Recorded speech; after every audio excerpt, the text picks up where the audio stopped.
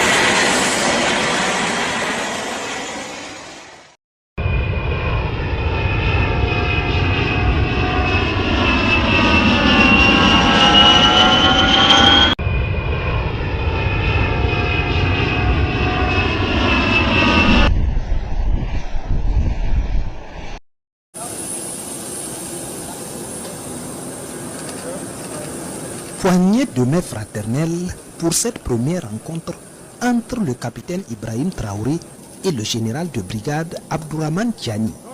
Le chef de l'État burkinabé accueille ainsi son homologue nigérien.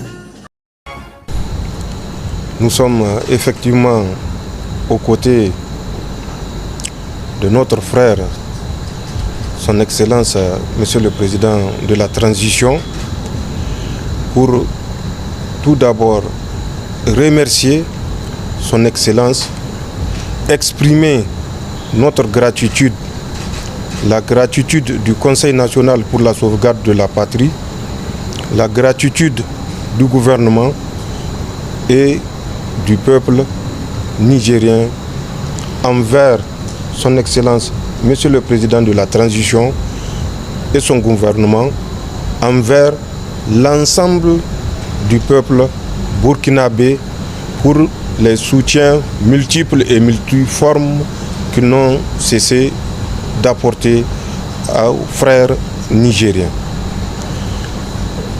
Vous savez que le Niger, depuis le 26 juillet 2023, s'est retrouvé dans une situation particulière.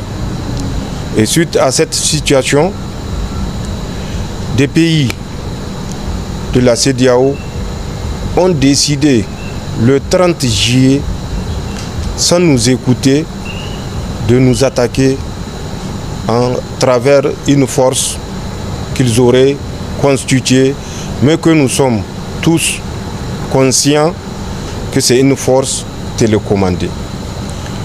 Le 31 juillet, le Burkina et le Mali ont fait une déclaration conjointe suite à laquelle ils s'opposaient à toute agression contre le Niger. Et mieux encore, ils précisaient que toute agression contre le Niger sera considérée comme une agression contre le Burkina et le Mali.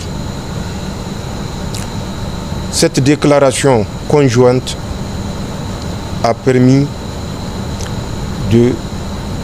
d'adoucir certaines ardeurs et d'éviter que le territoire nigérien ne se transforme en champ de bataille.